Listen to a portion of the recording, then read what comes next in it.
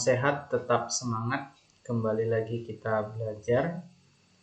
Jadi sebelum belajar, Bapak perlu sampaikan, jadi kita harus tetap semangat walaupun kita masih belajar secara online di rumah kita masing-masing, dari rumah kita masing-masing. Apapun kondisinya, kita harus belajar dengan penuh semangat. Nah, sebelum belajar, kita berdoa. Jadi berdoa mulai.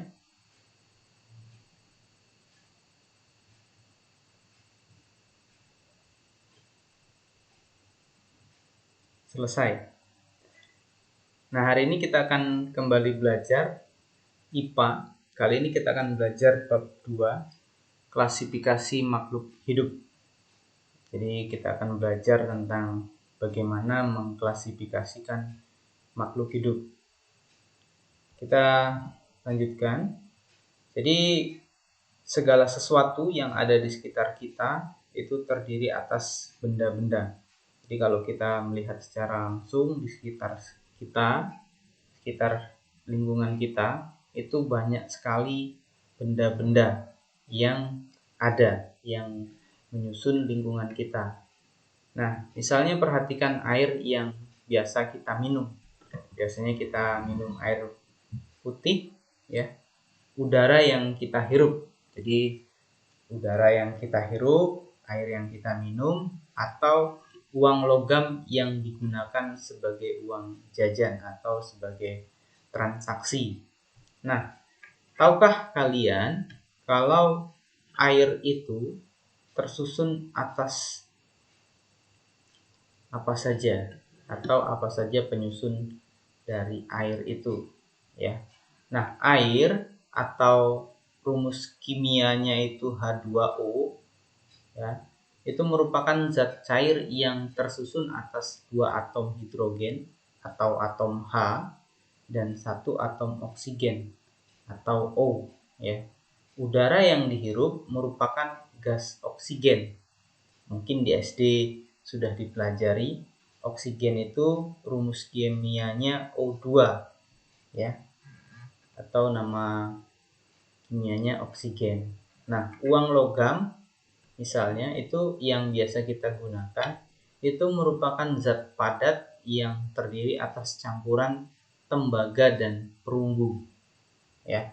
Jadi segala sesuatu yang ada di sekitar kita, benda-benda yang ada di sekitar kita itu tersusun dari beberapa zat, ya, atau beberapa unsur atau beberapa atom.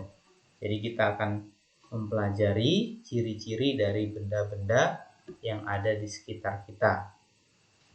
Nah, selanjutnya kita harus kagum, ya, atau patut bersyukur terhadap kebesaran Tuhan, ya, Tuhan yang Maha Esa dan Tuhan yang Maha Kuasa, yang menciptakan bumi beserta segala isinya. Jadi Tuhan yang Maha Esa itu menciptakan berbagai jenis makhluk hidup dengan sangat teratur, ya. Juga Tuhan menciptakan alam semesta dengan sempurna, ya, seperti air, udara, hutan, batuan, misalnya lautan, berbagai macam mineral yang terdapat di dalam bumi atau perut bumi, ya. Kalau mineral itu berada di perut bumi. Nah, oleh karena itu kita, ya, wajib selalu bersyukur pada Tuhan yang telah menciptakan kita atau manusia sebagai makhluk yang paling sempurna, ya. Jadi kita wajib menjaga alam semesta kita agar tetap lestari dan tidak dicemari oleh berbagai macam zat yang berbahaya. Contoh sederhananya misalnya sampah yang kita hasilkan.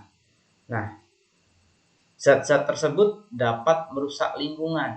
Karena itu kita, ya, itu harus bersungguh-sungguh mempelajari karakteristik benda, ya.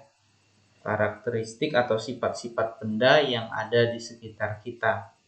Nah, kemudian kita bisa mengklasifikasikan benda-benda tersebut, ya. Nah, kita lihat gambar ya. Gambar 2.1, gambar anak-anak yang sedang bermain bola dan gambar robot. Nah, dari kedua gambar ini apa persamaan dan perbedaannya? Ya. Kita lihat persamaannya. Anak kecil yang sedang bermain bola dan robot itu sama-sama bisa bergerak. Ya. Jadi anak kecil yang bermain bola dan robot itu sama-sama bisa bergerak. Tapi apa bedanya? Nah, bedanya ialah robot tidak dapat tumbuh dan berkembang. Jadi robot tidak dapat tumbuh dan berkembang. Nah, kalau manusia atau anak kecil tadi itu bisa bertumbuh dan berkembang. Nah, selanjutnya robot itu tidak bernapas. Manusia bernapas, ya. Dan robot tidak dapat berkembang biak.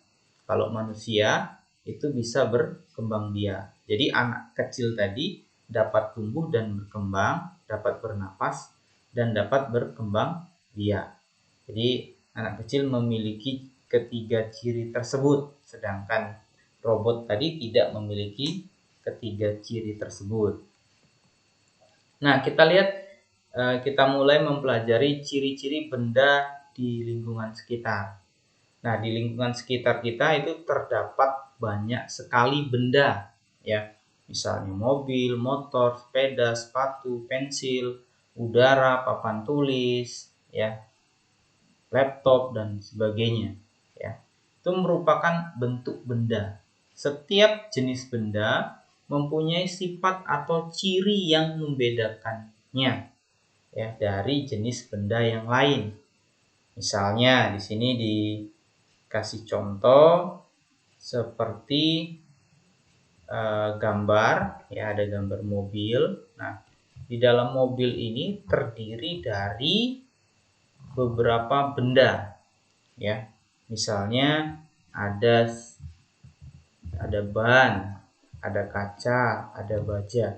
Jadi di dalam penyusun mobil ini banyak sekali jenis-jenis bendanya. Ada ban, ada kaca, ada baja, ada karet, ada logam, ada kaca, ya. Jadi banyak sekali penyusun sebuah mobil, ya. Jadi sebuah mobil itu tersusun dari beberapa benda atau beberapa jenis benda. Jadi jenis benda ini karakteristiknya, sifatnya berbeda-beda. Ya, misalnya ada yang lentur, ada yang halus, ada yang kasar, ada yang keras, ya, ada yang cair, ada yang padat. Nah, seperti itu sifat-sifat benda. Jadi setiap benda mempunyai sifatnya masing-masing.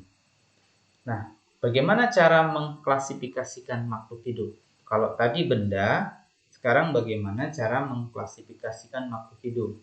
Manusia, hewan, dan tumbuhan itu merupakan kelompok makhluk hidup.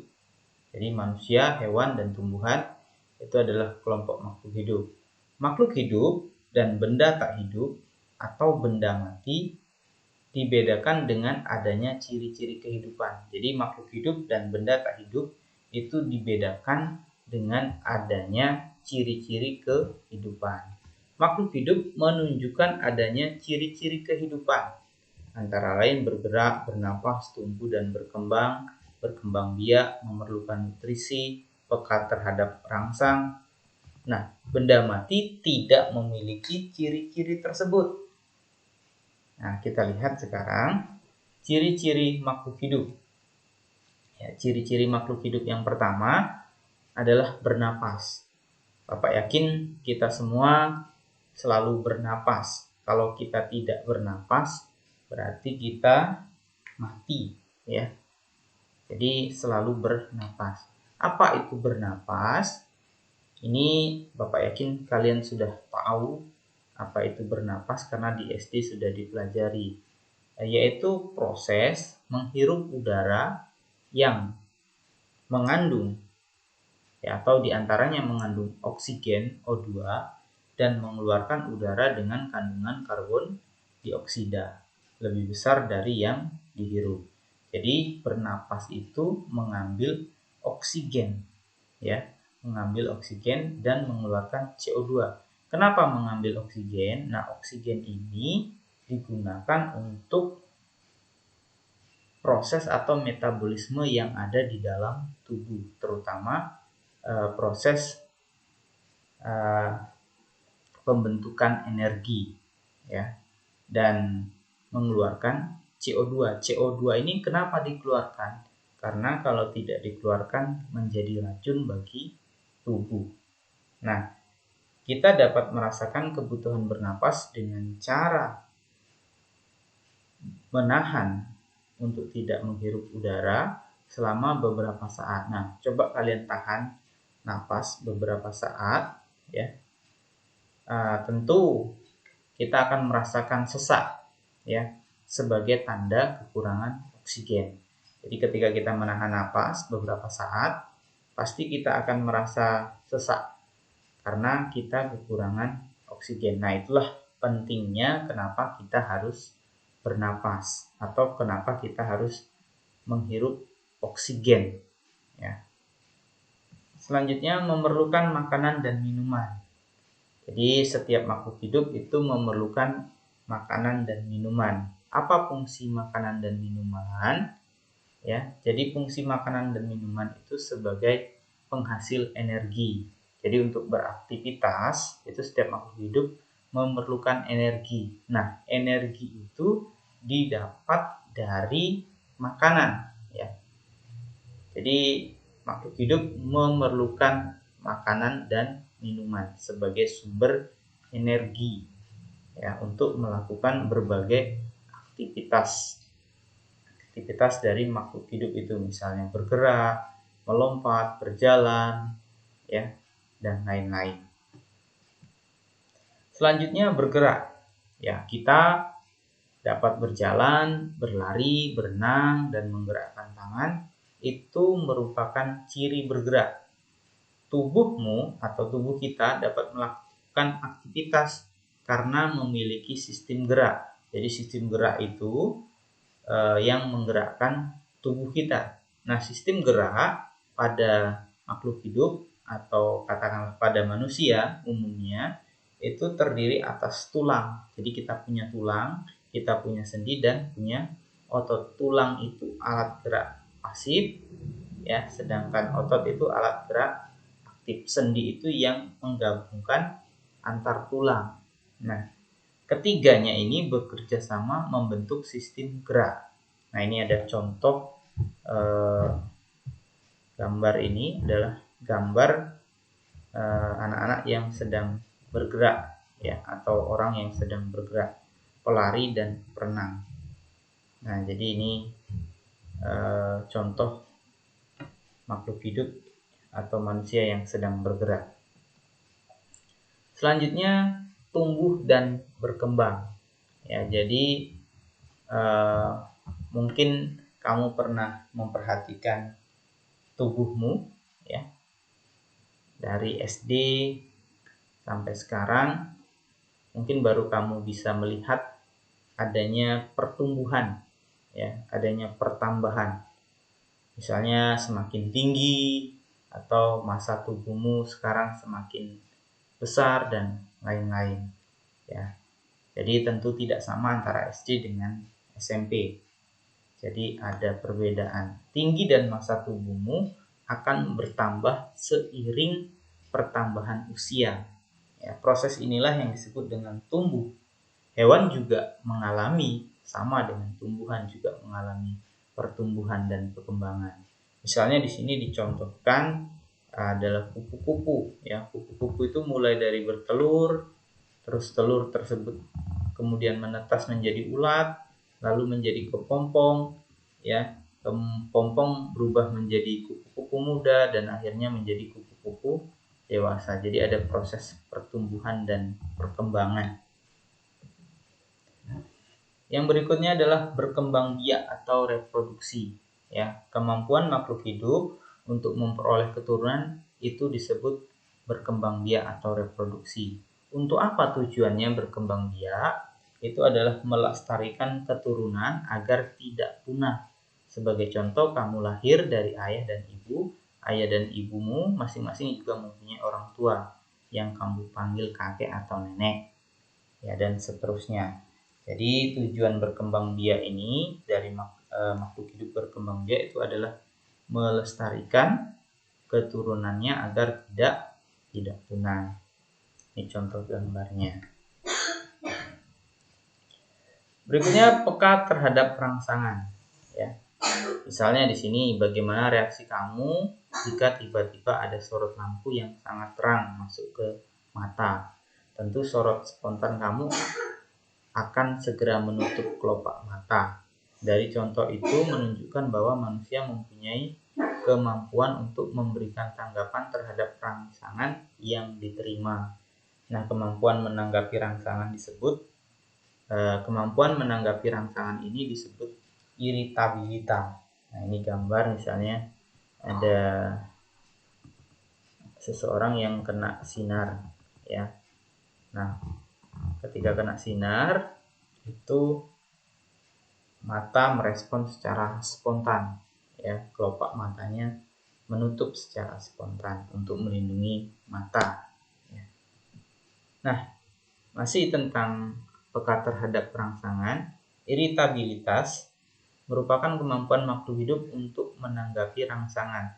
Hewan dan manusia dilengkapi dengan alat indera untuk menanggapi rangsang, seperti hidung, ya, untuk mencium bau, mata untuk melihat, dan telinga untuk mendengar. Hewan tertentu memiliki alat indera khusus seperti gurat sisi, ya. Gurat sisi itu pada ikan yang berfungsi untuk mengetahui perubahan tekanan air.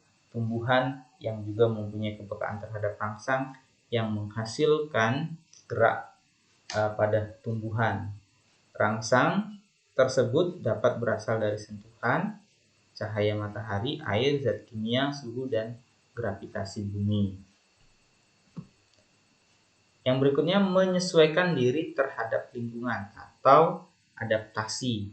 Kemampuan makhluk hidup untuk menyesuaikan diri dengan lingkungan disebut adaptasi. Contoh tumbuhan yang hidup di tempat kering, sedikit mengandung air, memiliki daun yang sempit dan tebal. Sedangkan tumbuhan yang hidup di tempat basah, banyak mengandung air, memiliki daun yang lebar dan tipis. Contohnya misalnya kaktus. Nah, kaktus itu biasanya hidup di tempat kering atau tempat yang panas.